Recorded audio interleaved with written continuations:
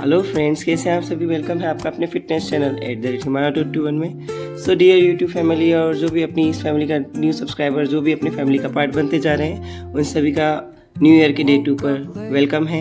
आज मैं आप सभी के लिए लेकर आई हूँ अपना बेक वर्कआउट।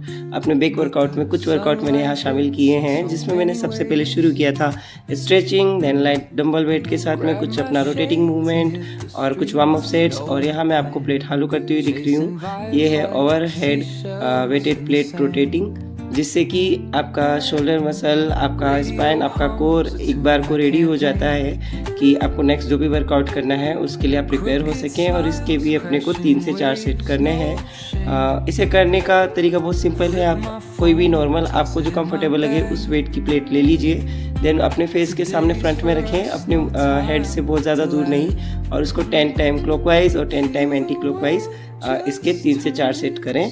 और देखें आप अपना शोल्डर, कई बार जो होता है कोल्ड शोल्डर हो जाता है, मूवमेंट सही नहीं होती शोल्डर की, वो सब भी ठीक होने लगती है। तो आप अपने कंफर्ट का वेट लेकर करें। देन यहाँ पर मैंने शुरू कर दिया है सेकंड वार्म अप सेट अपना पुलअप्स का। और ये पुलअप्स के भी मैंने 3 से 4 सेट अपने कंप्लीट किए हैं, जिसमें मैंने कोशिश की है 20 to 15 के रेप्स लगाऊं। और हमेशा कभी भी बेक वर्कआउट या शोल्डर वर्कआउट करते हैं तो आप ना प्लेट हालो और पुलअप ज़रूर किया करें। और जब आप चेस्ट वर्कआउट करते हैं तो चिनअप्स भी किया करें। चिनअप्स में आपकी ग्रिप चेंज होके रिवर्स हो जाती है और पुलअप्स में आपकी ग्रिप जो है नॉर्मल रहती है। तो फ्रेंड्स, मैं वहाँ अपना सारा वार्म अप कंप्लीट करके, वार्म अप सेट्स कंप्लीट करके यहाँ लेट पुल डाउन करने आ गई थी। और इसमें भी मैंने ध्यान रखा है कि मैं अपनी शोल्डर विड्थ से 2-2 इंच बाहर ही अपनी हैंड्स की ग्रिप रखूँ, ना ज़्यादा वाइड ना ज़्यादा नैरो, जिससे कि मुझे बेक पर बहुत अच्छा इफेक्ट मिले। और कोशिश करना है कि हम अपनी कोर को, अपनी स्पाइन को एक जगह फिक्स रख पाए, ज़्यादा बॉडी में मूवमेंट नहीं होना चाहिए। बिकॉज हमें अपने लेग्स पर फील करना है, अपनी बैक मसल्स का जो मसल ग्रुप है उस पर फील करना है, ना कि पूरी बॉडी और अपने स्पाइन, अपने कोर को ज़्यादा मूवमेंट करा के उस पर इफेक्ट लाना है। क्योंकि ये बेक का वर्कआउट है तो अपर बॉडी पर ही इसका इफेक्ट आना चाहिए, जिसमें हमारे शोल्डर्स भी हमें लॉक रखने हैं, उसकी मोबिलिटी को ध्यान में रखते हुए। सो उसके बाद मैं सीटेड केबल रोइंग करने आ गई थी वी बार से। तो मैंने सीटेड रोइंग किया है यहाँ पे।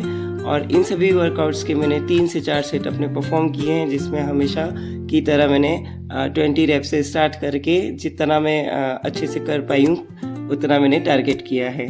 और बैक मसल में हमारे मसल ग्रुप में जो भी मेन मसल्स होती है, rhomboid, latis dorsi, trapezius, lower and middle, और इरेक्टर स्पाइन, और पोस्टीरियर डेल्टोइड, टेरेस मेजर। और इसके अलावा हमारे कुछ अपने आर्म्स के मसल्स भी टारगेट होते हैं, जिसमें कि ट्राइसेप के सबसे ज़्यादा टारगेट होते हैं जब भी हम बेक वर्कआउट करते हैं। जैसे ट्राइसेप का हो गया ट्राइसेप ब्राची, लॉन्ग हेड।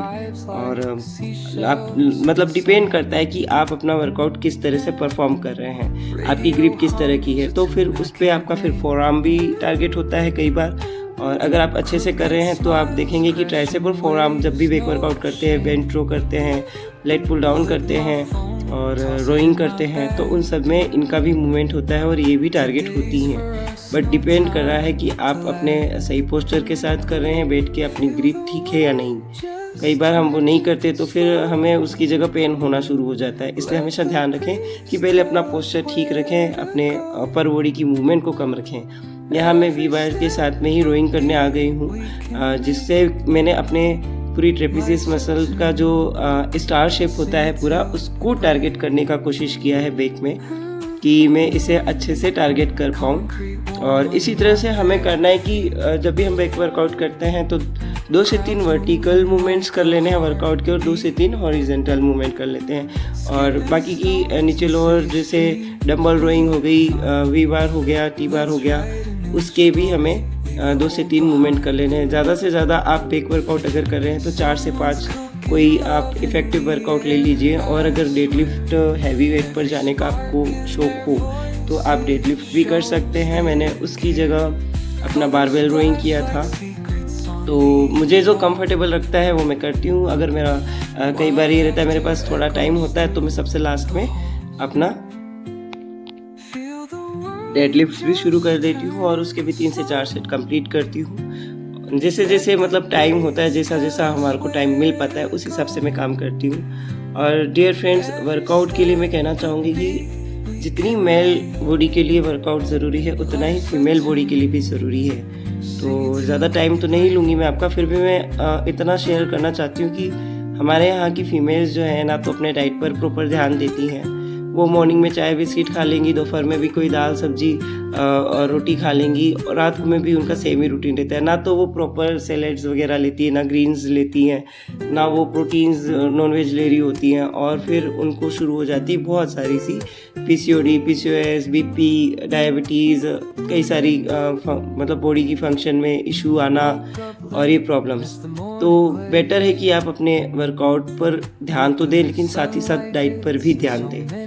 अगर आप वर्कआउट करते हैं तो आपका मसल हेल्दी रहता है, और फीमेल्स में ये होता है कि आफ्टर 35 मसल लॉस होना भी शुरू हो जाता है, और 40 के आते आते जब भी उन्हें मेनोपॉज शुरू होने वाला होता है तो उनके साथ और भी सारी चीज़ें होने लगती हैं, मूड स्विंग और हार्मोनल डिसबैलेंस, काफ़ी सारी चीज़ें। तो उन सब चीज़ों से बचने के लिए कम से कम अपनी डाइट पर बहुत अच्छे से ध्यान दें, और कुछ ना करें तो खाने के पहले, खाने के बाद, जब भी आपको टाइम मिलता हो थोड़ा सा बॉडी मूवमेंट करें, वॉक करें। अगर आसपास जिम है, आप जा सकते हैं तो प्लीज़ जिम भी जाएं, बहुत ज़रूरी होता है। जितना मेल के लिए होता है उतना ही फीमेल के लिए भी होता है। सो फ्रेंड्स, आज के वीडियो में मैं बस यही सारा कुछ आपके साथ शेयर करना चाह रही थी। उम्मीद करती हूँ आपको ये वीडियो अच्छा लगा होगा, और अपने चैनल को खूब सारा प्यार दीजिए, सब्सक्राइब कीजिए, लाइक शेयर कमेंट कीजिए अपने फ्रेंड्स के साथ, अपने घर में सिस्टर्स, मदर्स, फैमिली के साथ। और किसी को भी फिटनेस से रिलेटेड, डाइट से रिलेटेड अगर किसी भी तरह की कोई हेल्प चाहिए तो @himayah.21 ही मेरा इंस्टाग्राम ID है, और सेम ही फेसबुक पर भी है, और यहाँ यूट्यूब पे भी आप कमेंट कर सकते हैं। मैं जब भी आपके कमेंट्स देखती हूँ मुझे बहुत खुशी होती है, और जब भी मेरे लिए कोई क्वेरी होती है तो मुझे उसे आगे हेल्प करने में बहुत ही अच्छा लगता है। रिप्लाई मैं करती हूँ, ज़रूर करती हूँ जब भी पढ़ती हूँ। और अगर किसी को PT चाहिए होती है तो उसके लिए भी आप मुझे DM कर सकते हैं। सो बताइएगा आपको कैसा लगा। बाकी ठंड है अभी इन दिनों यहाँ पर नॉर्थ में, तो अपना खाने पीने का, अपनी डाइट का अच्छे से ध्यान रखिए, और खूब अच्छे से वर्कआउट कीजिए, फिट रहिए, हॉट रहिए। सो आज के लिए इतना ही। Thanks for watching, love you.